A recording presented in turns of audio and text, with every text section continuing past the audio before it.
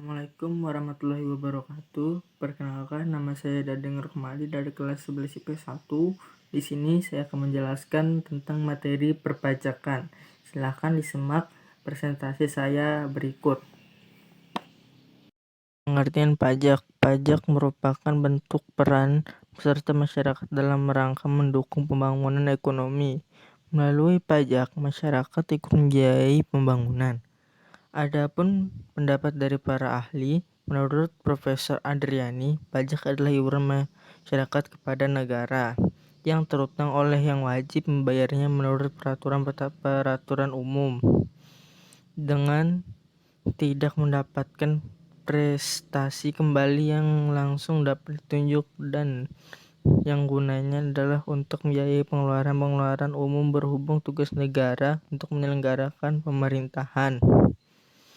Fungsi pajak. Secara garis besar, fungsi pajak dibagi menjadi 4 fungsi, yaitu anggaran, fungsi distribusi, pendapatan, fungsi pengatur, dan fungsi stabilitas.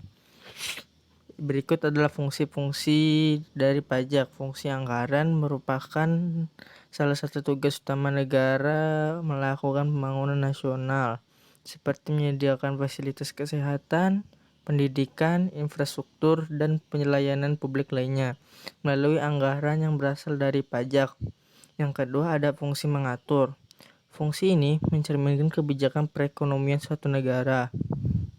Salah satu contohnya adalah kebijakan tarif PPh final 0,5% yang diatur melalui PP nomor 23 tahun 2018.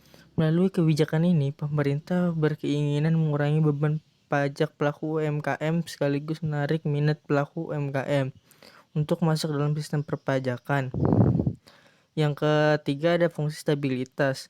Pajak juga memiliki fungsi stabilitas yang memainkan peranan penting dalam keseimbangan perekonomian suatu negara, seperti mengatasi inflasi maupun deflasi.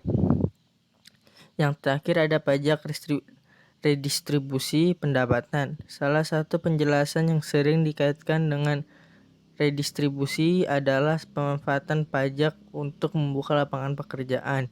Dengan bertambahnya lapangan pekerjaan, maka semakin banyak pula penyerapan tenaga kerja sehingga pendapatan masyarakat pun diperoleh secara merata.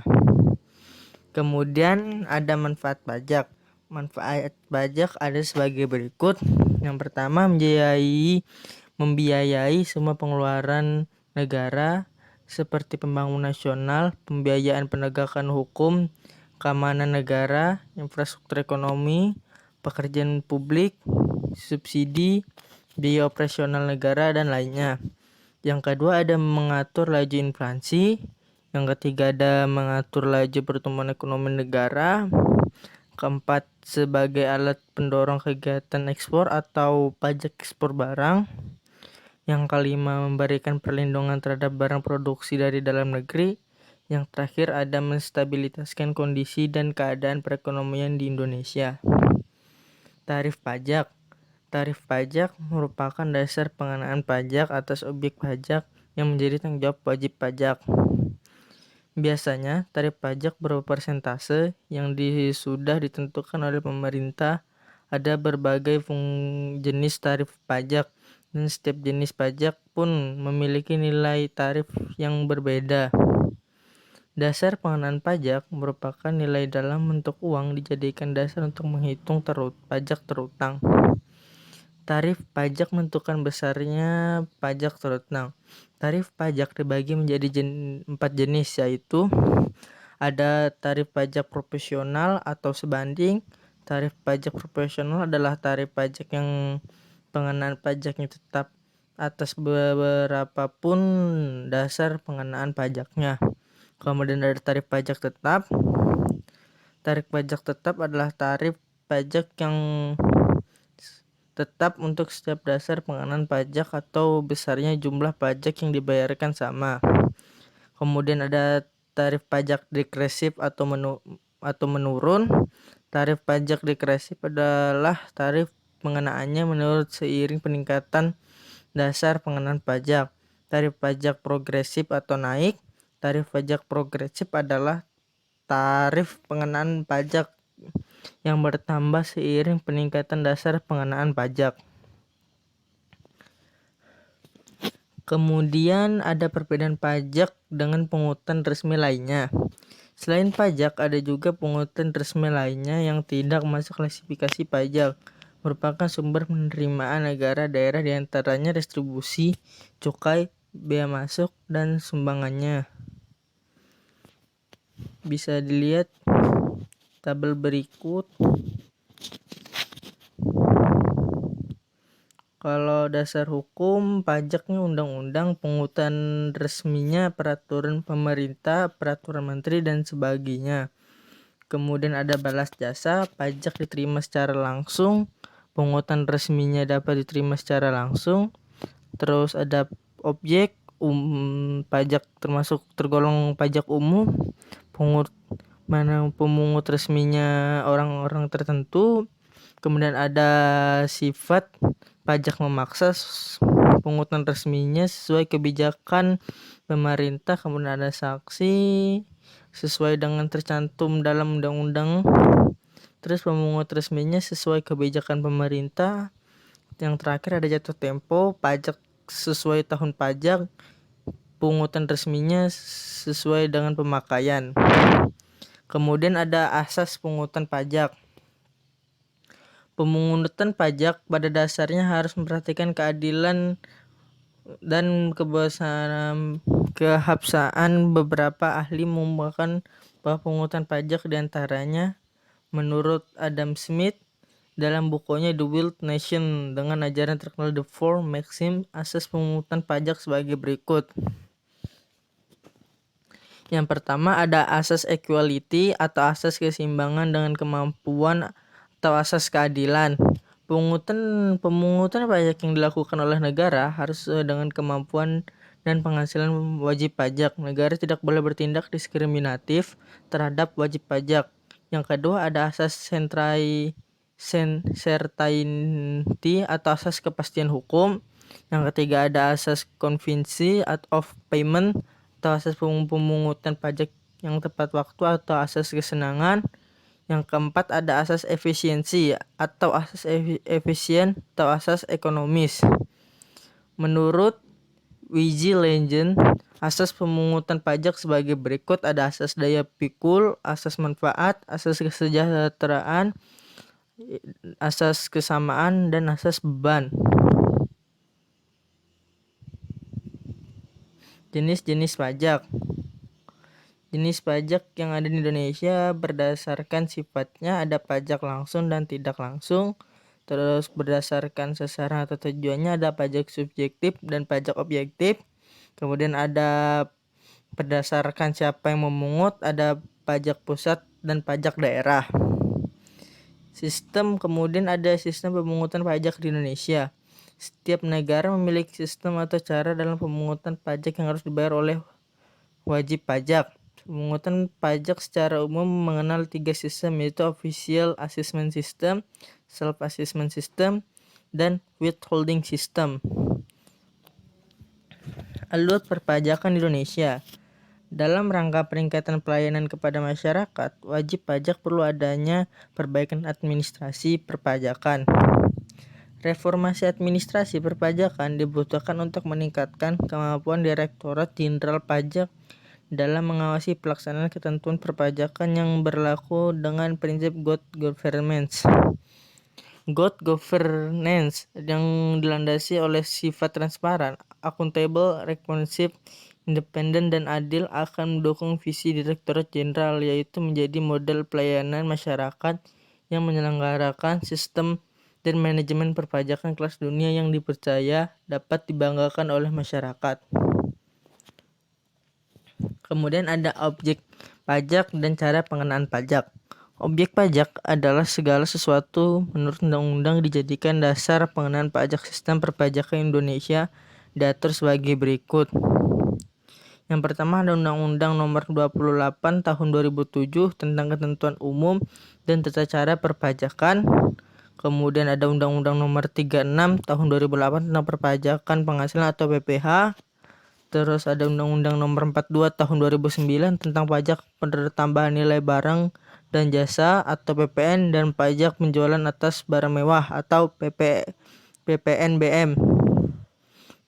Kemudian ada Undang-Undang Nomor 28 Tahun 2009 tentang pajak daerah distribusi daerah. Yang terakhir ada Undang-Undang Nomor 13 Tahun 1985 tentang bea meterai dan peraturan pemerintah tahun nomor 24 tahun 2000 tentang perubahan tarif bea meterai. Cara pengenaan pajak. Yang pertama ada pajak penghasilan atau PPh. Pengertiannya, pajak penghasilan atau PPh adalah pajak yang dikenakan kepada orang pribadi atau badan atas penghasilan yang diterima atau diperoleh dalam 1 tahun pajak. Yang kemudian ada subjek pajaknya. Subjek pajaknya penghasilan, artinya yang harus membayar pajak penghasilan disebut sebagai wajib pajak atau WP. Terus ada objek pajak. Objek pajak dirincikan sebagai berikut: gaji, hadiah, laba, bunga premium, royalti, dan tambahan kekayaan. Penghasilan tidak kena pajak atau PTKP. Penghasilan tidak kena pajak atau PTKP adalah pengurangan terhadap penghasilan bruto wajib pajak. Ada pembesaran PTKP ditentukan oleh pemerintah, khususnya materi keuangan berdasarkan perkembangan ekonomi dan harga kebutuhan pokok Indonesia.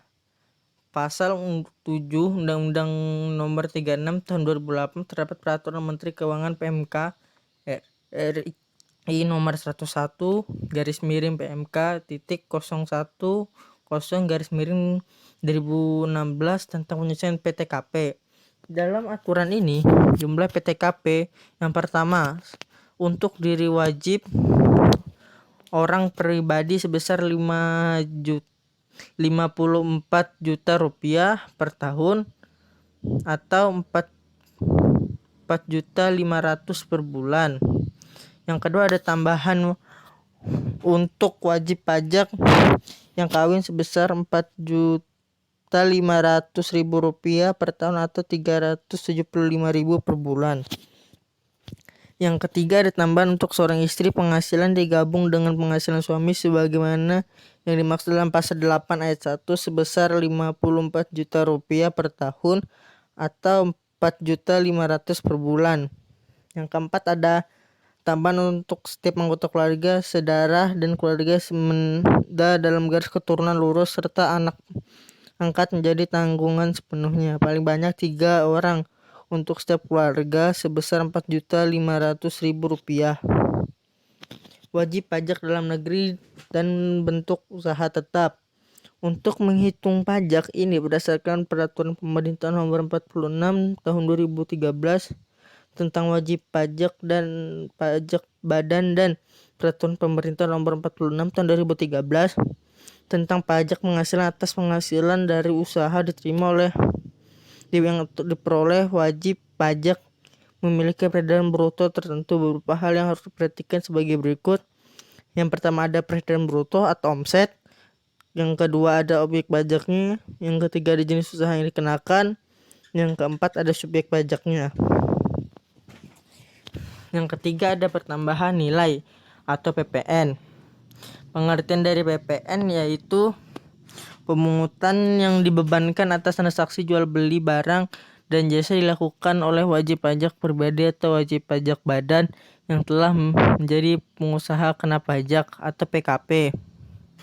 Objek pajak yang dikenakan pajak pertambahan nilai atau biasa disebut dengan objek PPN adalah penyerahan barang kena pajak atau BKP dan jasa kena pajak atau JKP di dalam daerah pabean yang dilakukan oleh pengusaha impor kena pajak. Manfaatan barang kena pajak tidak berwujud dari luar daerah pabean di dalam daerah pabean.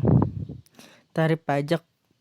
Tarif PPN menurut ketentuan Undang-Undang Nomor 42 Tahun 2009 Pasal 7 tarif PPN adalah 10%. Tarif PPN sebesar 0% diterapkan atas ekspor barang kena pajak berwujud. Yang keempat ada PBB atau pajak bumi dan pembangunan. Pengertian pajak bumi dan bangunan adalah yang dipungut atas tanah dan bangunan karena adanya keuntungan dan atau kedudukan sosial ekonomi yang lebih baik bagi orang atau badan yang mempunyai suatu hak atasnya atau memperoleh manfaat daripadanya. Subjek pajak PBB adalah orang pribadi dan badan yang secara nyata memiliki hal-hal berikut: mempunyai hak atas bumi, memperoleh manfaat atas bumi, memperoleh manfaat atas bangunan. Objek pajak PBB bumi dan bangunan. Contoh: rumah tempat tinggal, bangunan usaha, gedung tinggi, pusat perbelanjaan, emplansme, pagar mewah, dan lain-lain. Yang kemudian ada bea materai. Pengertian bea materai adalah pajak yang dikenakan atas dokumen yang bersifat perdata dan dokumen digunakan di pengadilan. Subjek pajaknya, adapun subjek pajak materai yaitu pihak yang menerima atau mendapat manfaat dari dokumen kecuali pihak-pihak bersangkutan menentukan lain. Dalam hal dokumen dibuat sepihak, misal kwitansi, bea materai terutang oleh penerima kwitansi. Objek pajak yang pertama ada surat perjanjian dan surat-surat, terus ada akta notaris dan salinannya. Yang terakhir ada akta yang dibuat oleh pejabat pembuat akte tanah atau PPAT dan rangkap-rangkapnya. Sekian penjelasan materi perpajakan dari saya. Apabila ada salah mohon dimaafkan. Assalamualaikum warahmatullahi wabarakatuh. See you next time, bro.